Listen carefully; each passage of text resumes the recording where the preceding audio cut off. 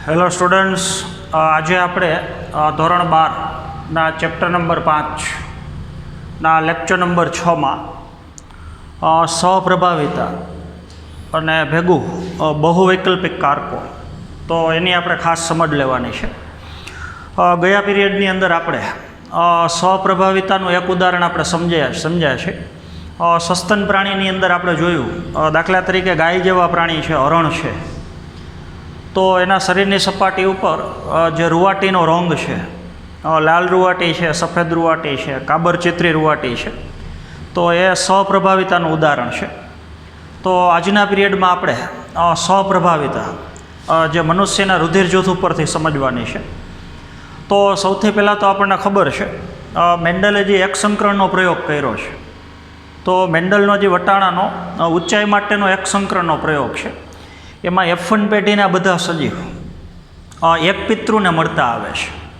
તો આપણે ગયા પીરિયડમાં વાત કરી હતી, એક સંકરણના પ્રયોગમાં જો F1 પેઢીના સજીવ કોઈ એક પિતૃને મળતા આવતા હોય તો એ ઘટનાને આપણે પ્રભુતા કહીએ છીએ.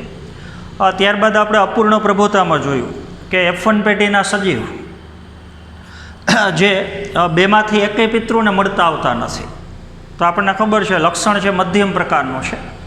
ત્યાં આપણે ગુલબાસ વનસ્પતિની અંદર જોયું કે F1 પેઢીની અંદર ગુલાબી રંગના પુષ્પો ઉત્પન્ન થાય છે.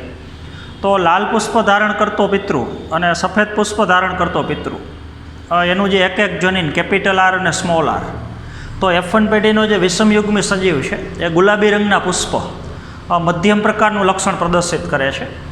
તો F1 પેઢીની અંદર આવેલા બધા સજીવનો સ્વરૂપ પ્રકાર જો એક પિતૃ જેવો હોય તો એ પ્રભુતા છે.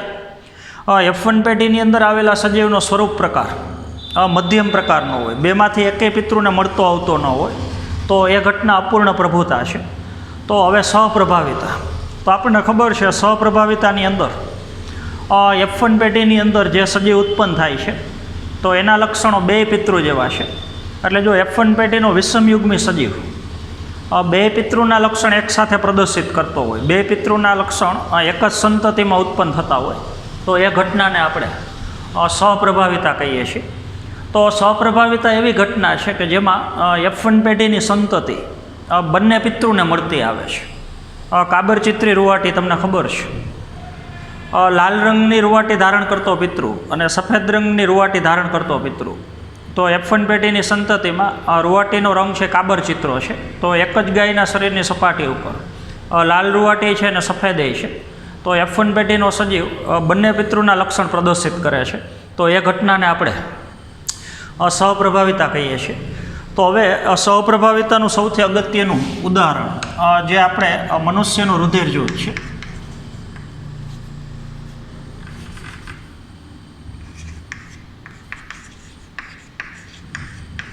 અને મનુષ્યનું રુધિર જૂથ નક્કી કરવા માટેના આ ખરેખર રક્તકણ છે. તો અલગ અલગ મનુષ્યના રુધિરમાં આ જે રક્તકણ છે એનો પ્રકાર અલગ અલગ છે, અને જેના લીધે એના રુધિર જૂથ અલગ અલગ છે. તો મનુષ્યના એ રુધિર જૂથને આપણે ABO રુધિર જૂથ કહીએ છીએ ટૂંકમાં.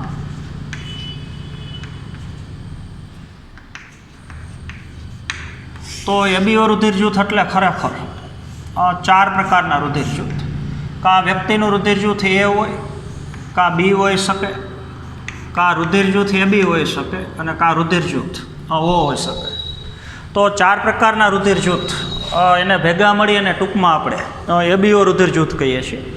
તો ABO રુધિર જૂથ નક્કી કરતા રક્તકણ જે સ્વપ્રભાવિતાનું ઉદાહરણ છે. બીજી અગત્યની વસ્તુ, મનુષ્યની અંદર રુધિર જૂથ નક્કી કરવા માટેના જનીનો સ્વપ્રભાવિતાનું તો ઉદાહરણ છે, ભેગું બહુવૈકલ્પિક કારકોનું ઉદાહરણ છે. તો પહેલાં આપણે એ મુદ્દો થોડો સમજીએ. તો દાખલા તરીકે આપણે વટાણામાં ઊંચાઈની વાત કરીએ, તો ઊંચાઈ નામનું લક્ષણ નિયંત્રિત કરવા માટે વટાણાની જાતિમાં 2 જનીન છે. તો આને આપણે વૈકલ્પિક કારકો કહીએ છીએ. વિકલ્પની સંખ્યા 2 છે. વટાણાની અંદર આપણે પુષ્પનો રંગની વાત કરીએ, પુષ્પનો રંગ, તો આપણને ખબર છે એના માટેના જનીન 2 છે, કેપિટલ W અને સ્મોલ w. તો મોટાભાગના સજીવના મોટાભાગના લક્ષણો એનું નિયમન કરવા માટેના જે જનીનો છે એ જનીનની અંદર મોટાભાગે બે જ વિકલ્પ હોય છે, એક પ્રભાવી ને એક પ્રચ્છન્ન. તો જો જનીનમાં બે જ વિકલ્પ હોય, એક પ્રભાવી ને એક પ્રચ્છન્ન, તો એને આપણે વૈકલ્પિક કારકો કહીએ છીએ. પણ આપણે મનુષ્યના રુધિર જૂથની વાત કરીએ તો મનુષ્યનું રુધિર જૂથ જે નક્કી કરવા માટેના કારકો જનીનોની સંખ્યામાં વિકલ્પ 3 છે. તો રુધિર જૂથ નામનું લક્ષણ અને એનું નિયંત્રણ કરવા માટેના કારકો, તો એની અંદર વિકલ્પો 3 છે. કેપિટલ A છે, કેપિટલ IB છે અને સ્મોલ I છે. તો અહીંયા વિકલ્પની સંખ્યા 3 છે. બીજી અગત્યની વસ્તુ, જો જનીનની અંદર વિકલ્પો 2 હોય, દાખલા તરીકે કેપિટલ T અને સ્મોલ t ઊંચાઈ માટે, તો જનીન બંધારણમાં શક્યતા 3 હોય. કાં જોડીના 2 જનીન પ્રભાવી હોય, કાં જોડીના 2 જનીન પ્રચ્છન્ન હોય, કાં એક પ્રભાવી હોય ને એક પ્રચ્છન્ન હોય. તો વટાણાની વસ્તીમાં 3 પ્રકારના વટાણા હોય. અમુક વટાણાના છોડમાં 2 જનીન પ્રભાવી હોય, અમુકમાં 2 પ્રચ્છન્ન હોય ને અમુક છોડની અંદર એક પ્રભાવી ને એક પ્રચ્છન્ન. હવે મનુષ્યનું રુધિર જૂથ નામનું જે લક્ષણ છે, એનું નિયમન કરવા માટેના જનીનો, તો રુધિર જૂથ માટેનું જનીન એને આપણે ખરેખર I જનીન કહીએ છીએ. તો I જનીનની અંદર 3 વિકલ્પ છે. તો કોઈ લક્ષણનું નિયમન કરવા માટેનું જે જનીન હોય, જો એ જનીનની અંદર વિકલ્પની સંખ્યા 2 કરતાં વધારે હોય, જો 2 જ વિકલ્પ હોય તો એના વૈકલ્પિક જનીનો કહેવાય. અને વિકલ્પની સંખ્યા 2 કરતાં વધારે હોય, 3 હોય, 4 હોય, 5 હોય, તો એને આપણે બહુવૈકલ્પિક કારકો કહીએ છીએ. તો આ જે ઘટના છે એને આપણે બહુવૈકલ્પિક જનીનો અથવા એના કારકો કહેશું. તો મનુષ્યમાં રુધિર જૂથનું નિયમન કરવા માટેનું જે જનીન છે, એ જનીનના 3 વિકલ્પ છે. તો એ બહુવૈકલ્પિક કારકોનું ઉદાહરણ છે. હવે વિકલ્પની સંખ્યા જો 3 હોય તો જનીન બંધારણમાં શક્યતા વધારે હોય. તો એ આપણે પછી સમજીએ. પણ પહેલાં 3 જનીન વચ્ચેનો પ્રભાવી અને પ્રચ્છન્ન એ આપણે સંબંધ સમજીએ. તો એ થોડું આપણે રક્તકણ ઉપરથી સમજવાનું છે. તો અલગ અલગ પ્રકારના રુધિર જૂથ, દાખલા તરીકે કોઈ વ્યક્તિનું રુધિર જૂથ A છે, બીજા એક વ્યક્તિનો આપણે રક્તકણ લઈ, એનું રુધિર જૂથ B છે, ત્રીજા વ્યક્તિનું રુધિર જૂથ દાખલા તરીકે AB છે, અને એક વ્યક્તિનું રુધિર જૂથ દાખલા તરીકે O છે. તો 4 વ્યક્તિ છે. પહેલી વ્યક્તિનું રુધિર જૂથ A છે, બીજી વ્યક્તિનું રુધિર જૂથ B છે, ત્રીજી વ્યક્તિનું રુધિર જૂથ AB છે અને ચોથી વ્યક્તિનું રુધિર જૂથ O છે.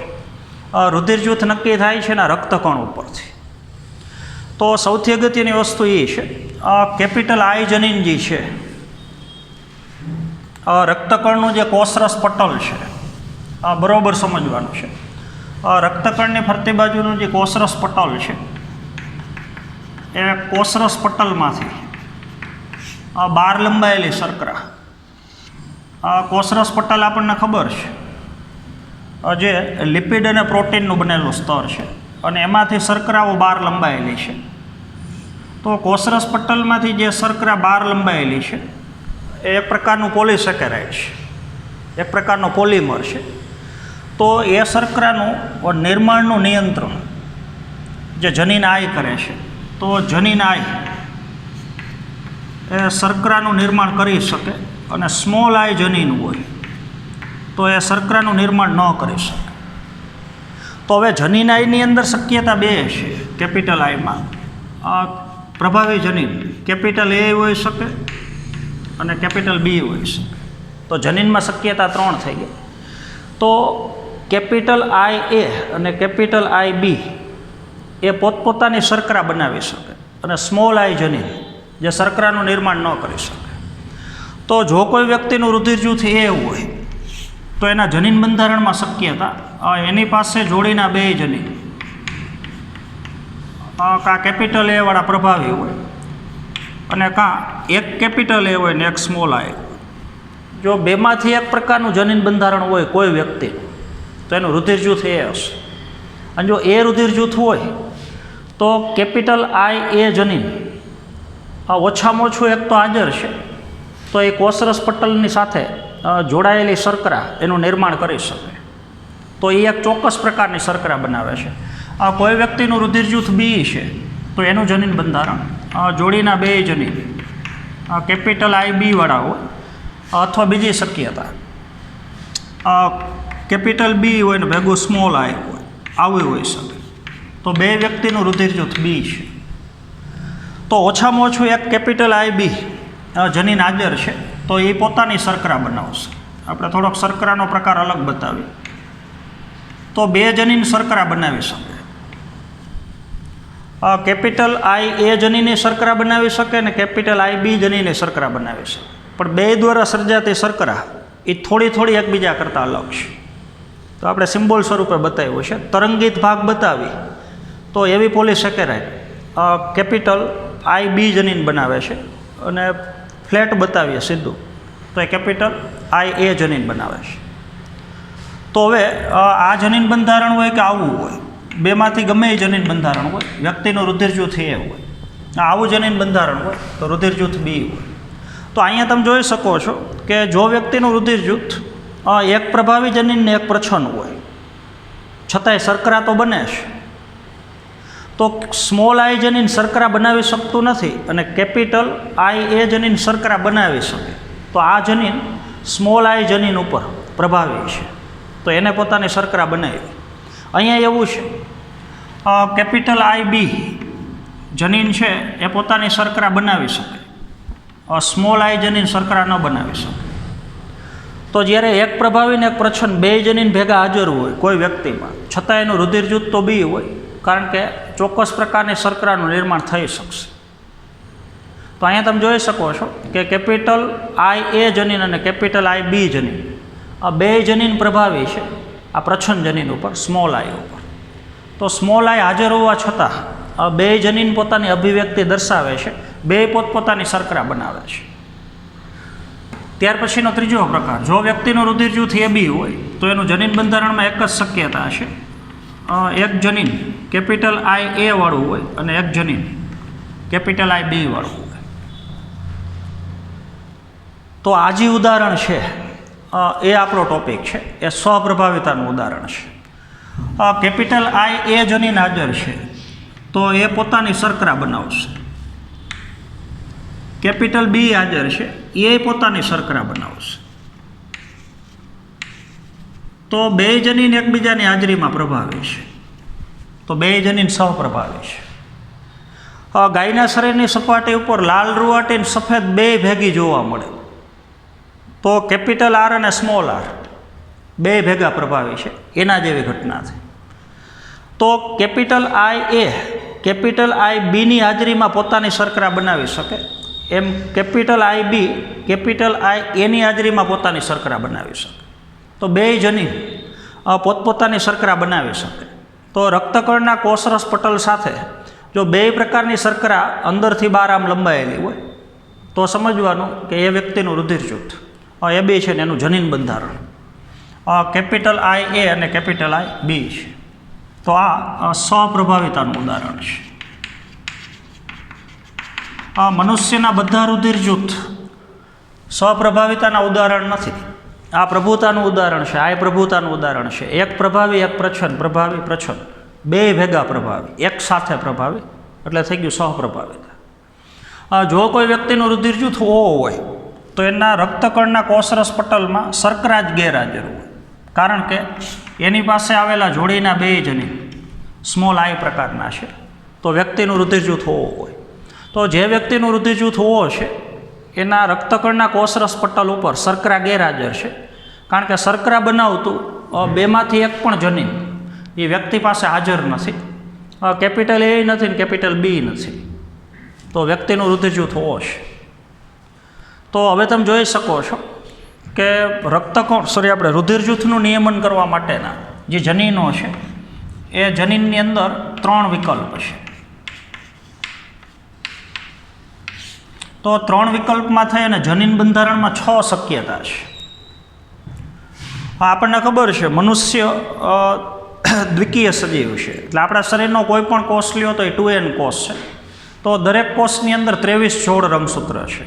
તો રંગસૂત્ર જોડીમાં હોય તો જોડીનું રંગસૂત્ર જે છે સમજાત રંગસૂત્રની જોડી તો આપણને ખબર છે દરેક વ્યક્તિ પાસે રુધિર જૂથનું નિયમન કરવા માટે 3માંથી 2 જ જનીન હોય. આખી મનુષ્યની વસ્તીમાં જનીનમાં શક્યતા 3 છે, પણ વસ્તીમાંથી કોઈ પણ એક વ્યક્તિ લ્યો તો એ વ્યક્તિ પાસે 3માંથી 2 જ જનીન હોય. તો એમાં 6 શક્યતાઓ છે. કોઈ વ્યક્તિ પાસે કાં જોડીના 2 જનીન કેપિટલ એ વાળા હોય, કાં એક કેપિટલ એ અને એક સ્મોલ આઈ હોય,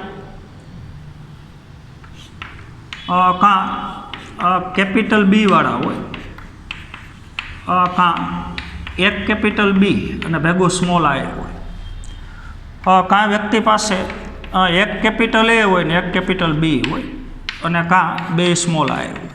તો જનીન બંધારણમાં 6 શક્યતા છે: 1, 2, 3, 4, 5 અને 6. જો કોઈ વ્યક્તિનું રુધિર જૂથ એ હોય તો જનીન બંધારણમાં 2 શક્યતા હોઈ શકે. દાખલા તરીકે આપણી સામે 5 વ્યક્તિ છે, તો 5 વ્યક્તિનું દાખલા તરીકે રુધિર જૂથ એ છે, તો એમાં અમુકમાં આવી શક્યતા હશે ને અમુકમાં આવી હશે. કોઈ વ્યક્તિનું રુધિર જૂથ બી છે તો અમુકમાં આ શક્યતા હોય, અમુકમાં આ હોય. આ બેમાં તો એક જ શક્યતા છે. એ બી રુધિર જૂથ હોય, 100 વ્યક્તિ લ્યો તો બધા પાસે જે 2 જનીન હોય આ જ પ્રકારના હોય. ઓ રુધિર જૂથમાં એવું છે. તો જનીન પ્રકારમાં શક્યતા 6 છે, પણ સ્વરૂપ પ્રકારમાં શક્યતા 4 છે. સ્વરૂપ પ્રકારને લક્ષણ કેવું દેખાય છે? એ રુધિર જૂથ હોય, બી હોય, એ બી હોય ને કાં ઓ હોય. તો 3 પ્રકારના જનીન, બહુવૈકલ્પિક જનીનો 4 પ્રકારના સ્વરૂપ પ્રકાર સર્જે છે અને 6 પ્રકારના જનીન પ્રકાર સર્જે છે. તો મનુષ્યમાં રુધિર જૂથનું નિયમન કરવા માટેના જે 3 જનીનો છે, કેપિટલ આઈ એ, કેપિટલ આઈ બી અને સ્મોલ આઈ. તો 3 જનીન બંધારણમાં 6 પ્રકારની શક્યતા ઉત્પન્ન કરે છે અને સ્વરૂપ પ્રકાર વ્યક્તિના 4 પ્રકારના હોય છે. તો એમાં જે એબી રુધિર જૂથ છે, તો આપણને ખબર છે એ રક્તકણના કોષરસ પટલ આયરે જોડાયેલી શર્કરા 2 પ્રકારની. તો 2 જનીન એકબીજાની હાજરીમાં પ્રભાવી છે, તો એ સહપ્રભાવિતાનું ઉદાહરણ છે. બીજું, મનુષ્યના રુધિર જૂથનું નિયમન કરવા માટેના જનીનો એ બહુવૈકલ્પિક કારકોનું ઉદાહરણ છે. તો બહુવૈકલ્પિક, બહુ એટલે વધારે, વિકલ્પની સંખ્યા 2 કરતાં વધારે. સામાન્ય રીતે લક્ષણનું નિયમન કરવા માટેના જનીન આપણે વાત કરી રહ્યા, એમાં મોટાભાગે 2 જ વિકલ્પ હોય, મોટાભાગના લક્ષણ. પણ રુધિર જૂથનું નિયમન કરવા માટેના જનીન છે એમાં વિકલ્પની સંખ્યા 3 છે. તો કોઈ લક્ષણનું નિયમન કરવા માટેના જનીન એમાં વિકલ્પની સંખ્યા 2 કરતાં વધારે હોય તો એને બહુવૈકલ્પિક કારકો કહી શકો. હવે મનુષ્યની વસ્તીમાંથી તમે કોઈ પણ એક વ્યક્તિ લ્યો અને તમે જોવો છો કે એ વ્યક્તિ પાસે રુધિર જૂથનું નિયમન કરવા માટેના 2 જનીન છે. તો આપણને ખબર છે મનુષ્ય દ્વિકીય સજીવ છે. તો કોઈ એક વ્યક્તિ પાસે 3 જનીન ન હોય, એક વ્યક્તિ પાસે તો 3માંથી કોઈ પણ 2 જનીન જ હોય, 3માંથી કોઈ પણ 2 જનીન જ હોય. દાખલા તરીકે તમે સોસાયટીમાંથી 2 વ્યક્તિ લ્યો છો, એકનું જનીન બંધારણ આવું છે અને એકનું જનીન બંધારણ આવું છે. તો આપણને જોતાં એવું લાગે છે કે જનીનની સંખ્યા 2 છે, તો આપણને ખ્યાલ નથી આવતો કે બહુવૈકલ્પિક કારકો છે. તો આપણે આખી વસ્તીનો અભ્યાસ કરવો પડે. વસ્તીના દાખલા તરીકે તમે 100 વ્યક્તિ લીધા, તો 100 વ્યક્તિની અંદર દાખલા તરીકે અમુક વ્યક્તિમાં 4 પ્રકારના રુધિર જૂથની શક્યતા છે. તો એના જનીન બંધારણનો જ્યારે આપણે અભ્યાસ કરી ત્યારે આપણને ખબર પડે કે મનુષ્યની વસ્તીમાં રુધિર જૂથનું નિયમન કરવા માટેનું જે જનીન છે એમાં વિકલ્પની સંખ્યા 2 કરતાં વધારે છે, એટલે બહુવૈકલ્પિક કારકો છે. તો કોઈ વસ્તીમાં કોઈ લક્ષણનું નિયમન કરવા માટેના જનીનો ખાલી વૈકલ્પિક કારકો છે કે બહુવૈકલ્પિક કારકો છે એ તમારે સમજવું હોય તો વસ્તીના ઘણા બધા સજીવના જનીન બંધારણનો એકસાથે અભ્યાસ કરવો પડે. કોઈ પણ 1 કે 2 વ્યક્તિગત સજીવોનો અભ્યાસ કરવાથી તમે સાબિત ન કરી શકો કે એના માટેના જનીન વૈકલ્પિક કારકો છે કે બહુવૈકલ્પિક કારકો છે. તો સહપ્રભાવિતાનું હજી આપણે થોડું ઉદાહરણ આગળ લંબાવીએ છીએ. આપણે આશા રાખીએ કે આ બધું તમે વ્યવસ્થિત સમજી શક્યા હશો. તો એમાં હવે આગળ થોડું ડીપમાં જવાનું છે.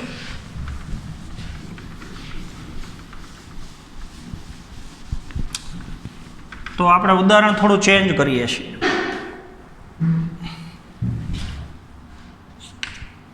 લક્ષણ લઈએ છીએ આપણે વટાણાના બીજ. એ બીજનો લક્ષણ લઈએ છીએ આપણે આકાર. બરોબર સમજવાનું છે. તો વટાણાના બીજમાં બે પ્રકારનો આકાર હોય. એક તો બીજ લીસા હોય અને બીજું બીજ છે ખરબચડા હોય. લીસું બીજ ઉત્પન્ન કરવા માટેનું જનીન ખરબચડું બીજ ઉત્પન્ન કરવા માટેના જનીન ઉપર પ્રભાવી છે. તો લીસું બીજ ઉત્પન્ન કરતું જનીન એને આપણે કેપિટલ બીથી દર્શાવીએ છીએ અને ખરબચડું બીજ ઉત્પન્ન કરવા માટેનું જનીન આપણે એને સ્મોલ બીથી દર્શાવીએ છીએ. તો આ ઉદાહરણમાં આપણે જોઈ શકીએ છીએ કે વટાણાના બીજનો આકાર નક્કી કરતું જનીન એમાં બે વિકલ્પ છે. તો હવે જનીન બંધારણમાં ત્રણ શક્યતા હોય છે. અમુક વટાણાના છોડ એવા હોય એની પાસેના જોડીના બે જનીન પ્રભાવી હોય. અમુક છોડ એવા હોય બેમાં પ્રચ્છન્ન હોય અને અમુક છોડ એવા હોય વિષમયુગ્મી હોય એક જનીન પ્રભાવી હોય ને એક પ્રચ્છન્ન હોય. તો જનીન બંધારણમાં ત્રણ શક્યતા છે. તો હવે ઉદાહરણ થોડુંક અલગ પ્રકારનું છે. વટાણાના બીજનો જે આકાર છે એ નક્કી કરવા માટેના જે જનીન છે પ્રભાવી અને પ્રચ્છન્ન. તો પર્યાવરણમાં અમુક ઉદાહરણ એવા છે કે ઘણી વખત જનીનની એક જોડી જે મોટાભાગે એક જ લક્ષણ ઉપર અસર કરતી હોય ચોક્કસ પ્રકારની અસરનું નિર્માણ કરતી હોય. પણ આ ઉદાહરણ એવું છે કે એમાં જનીનો એક કરતાં વધારે અસર સર્જતા હોય. તો એ આપણે ઉદાહરણ ઉપરથી સમજવાનું છે. તો કેપિટલ બી જનીન જે સ્ટાર્ચ કણોનું નિર્માણ કરે છે મોટા સ્ટાર્ચ કણ. સ્મોલ બી જનીન નાના સ્ટાર્ચ કણ બનાવે છે. બરોબર સમજવાનું છે. તો જે વટાણાના છોડનું જનીન બંધારણ બે કેપિટલ બી હોય તો બીજનો આકાર લીસો હોય અને સ્ટાર્ચ કણો એ કદમાં મોટા હોય. બીજની અંદર જે ખોરાક સંગ્રહી રચના છે તો સ્ટાર્ચનું સંશ્લેષણ ઉપર અસર કરતું જનીન સ્ટાર્ચનું નિર્માણ ઉપર અસર કરતું જનીન કેપિટલ બી છે. તો જો જોડીના બે જનીન પ્રભાવી હોય જે વટાણાના છોડ પાસે તો એના બીજમાં સર્જાતા સ્ટાર્ચ કણો મોટા મોટા કદના હોય અને અંદર રહેલા સ્ટાર્ચ કણો મોટા મોટા કદના હોય તો બીજ એકદમ ફૂલાયેલું હોય તો બીજની બાહ્ય સપાટી લીસી હોય. જે વટાણાના છોડમાં બે સ્મોલ બી જનીન હોય તો બીજનો આકાર ખરબચડો હોય અને અંદર જે સ્ટાર્ચના કણો છે એ નાના કદના હોય. તો સ્ટાર્ચના સંશ્લેષણ ઉપર કેપિટલ બી જનીન વધારે અસર દર્શાવે છે. સ્મોલ બી જનીન સ્ટાર્ચના નાના કદના કણોનું નિર્માણ કરે છે. તો આ અગત્યની વસ્તુ થઈ ગઈ. તો અત્યારે જોતાં એવું લાગે છે કે કેપિટલ બી જનીન સ્મોલ બી જનીન ઉપર પ્રભાવી છે. અત્યારના ઉદાહરણ ઉપરથી એવું લાગે છે કારણ કે કેપિટલ બી જનીન હાજર હોય તો આકાર લીસો હોય અને સ્ટાર્ચ કણોનું કદ મોટું હોય. સ્મોલ બી બે જનીન હાજર હોય બે પ્રચ્છન્ન જનીન હાજર હોય તો બીજનો આકાર ખરબચડો હોય અને સ્ટાર્ચના કણ નાના હોય. હવે અમુક વટાણાના છોડ વિષમયુગ્મી છે. જો એનો આપણે અભ્યાસ કરીએ બરોબર સમજવાનું છે કેપિટલ બી અને સ્મોલ બી. તો બીજનો આકાર લીસો છે બરોબર સમજવાનું છે અને જે સ્ટાર્ચના કણો છે એ મધ્યમ કદના છે.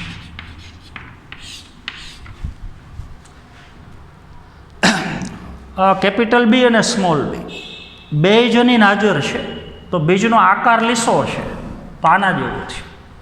એટલે આ લક્ષણને જો આપણે સ્વરૂપ પ્રકાર તરીકે લઈએ તો એવું દેખાય છે કે કેપિટલ બી જનીન સ્મોલ બી જનીન ઉપર સંપૂર્ણ પ્રભાવી છે. તો અહીંયા આપણને પ્રભુતા દેખાય છે. પણ બીજનો આકાર લીસો છે અંદર જે સ્ટાર્ચ કણોનું નિર્માણ થયું એ મોટાઈ નથી નાનાઈ નથી. તો સ્ટાર્ચ કણોનું જે કદ છે એને જો આપણે સ્વરૂપ પ્રકાર તરીકે લઈએ તો આ ઘટના આપણને અપૂર્ણ પ્રભુતા જેવું દેખાય છે.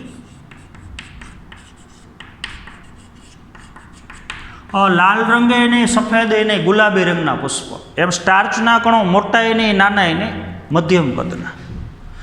તો એક જ જનીનની જોડ એક સ્વરૂપ પ્રકાર ઉપર પ્રભાવી અસર દર્શાવે છે, પ્રભુતા દર્શાવે છે.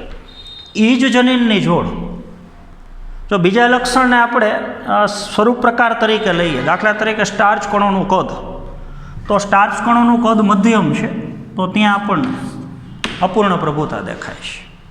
તો એક જ જનીન એક કરતાં વધુ અસર સર્જે છે, પ્રભુતાની અસર એ સર્જે છે અને અપૂર્ણ પ્રભુતાની અસર એ સર્જે છે. તો દર વખતે જનીનની જોડી જે સ્વરૂપ પ્રકાર ઉપર અસર કરતી હોય એ જનીનની જોડી પ્રભુતાની ઉપર જ અસર કરે. જોડીના બે જનીન જ્યારે સરખા ન હોય ત્યારે એ જનીનો એમાં એક જનીન પ્રભાવી હોય ને એક પ્રચ્છન્ન હોય એવું જ હોય એ જરૂરી નથી. તો જનીનની જોડી અથવા એના દ્વારા બનતી કોઈ પણ નિપજ અથવા એના દ્વારા ઉત્પન્ન થતો કોઈ પણ સ્વરૂપ પ્રકાર એ જનીનનું સ્વાયત્ત લક્ષણ નથી. એટલે દર વખતે આવું જ હોય એવું જરૂરી નથી. ઘણી વખત એક જ જનીનની જોડ એક કરતાં વધારે સ્વરૂપ પ્રકાર ઉપર અસર દર્શાવી શકે. એક સ્વરૂપ પ્રકાર ઉપર એની અસર પ્રભાવી હોઈ શકે ને એક સ્વરૂપ પ્રકાર ઉપર એની અસર અપૂર્ણ પ્રભુતા હોઈ શકે. તો જે વટાણાના છોડ વિષમ યુગ્મી છે, જેની પાસે જોડીનું એક જનીન પ્રભાવી ને એક પ્રચ્છન્ન છે, તો એમાં બીજના આકાર ઉપરની જે અસર છે, તો લીસો આકાર ઉત્પન્ન થયો, તો ત્યાં અસર આપણને એવી દેખાય છે કે કેપિટલ બી જનીન સ્મોલ બી જનીન ઉપર પ્રભાવી છે. પણ સ્ટાર્ચ કણોનું કદ મધ્યમ છે, તો ત્યાં એવું દેખાય છે કે બે જનીનોએ ભેગા મળી અને મિશ્ર અસર કરી, નાનું કદ હોય નહીં અને મોટું હોય નહીં, તો ત્યાં આપણને અપૂર્ણ પ્રભુતા દેખાય છે. તો કોઈ જનીનની જોડી જે લક્ષણનું નિયમન કરે છે અથવા કોઈ જનીનની જોડી કોઈ નિપજ બનાવે છે, તો એ જનીનની જોડીનું સ્વાયત્ત લક્ષણ નથી. દર વખતે એ જ પ્રમાણે વર્તે જરૂરી નથી. સ્વરૂપ પ્રકાર ઉપર અથવા નિપજ ઉપર એની અસર એક કરતાં વધુ પ્રકારની હોઈ શકે. ક્યારે એકને એક જનીનની જોડી અલગ અલગ લક્ષણ ઉપર અલગ અલગ પ્રકારની અસરે ધરાવી શકે. તો ઉદાહરણ ઉપરથી આપણે આશા રાખીએ કે આ બધી વસ્તુ, બધા મુદ્દાઓ, એના કોન્સેપ્ટ ખાસ કરીને બધાને ક્લિયર થઈ ગયા હશે. તો હવે આવતા પીરિયડમાં આપણે આગળના ટૉપિકની ચર્ચા કરશું. તો આજના પીરિયડમાં આપણે અહીંયા સુધી રાખશું. જીનેટિક્સના જે સામાન્ય નિયમો છે એમાં ઘણા બધા નિયમો અવનવા પ્રકારના એની આપણે ખાસ કરીને વાત કરી. તો મેન્ડલનો જે એક સંક્રમણનો પ્રયોગ છે, મેન્ડલે જે તારવણી કરી છે, એને જે નિયમો આપ્યા છે એ બધા નિયમો બધા ઉદાહરણ માટે સાચા જ હોય, મેન્ડલના પરિણામ પ્રમાણે જ આગળ બધામાં પરિણામ મળે એવું જરૂરી નથી. તો આજના પીરિયડમાં આપણે અહીંયા સુધી રાખશું. Thank you.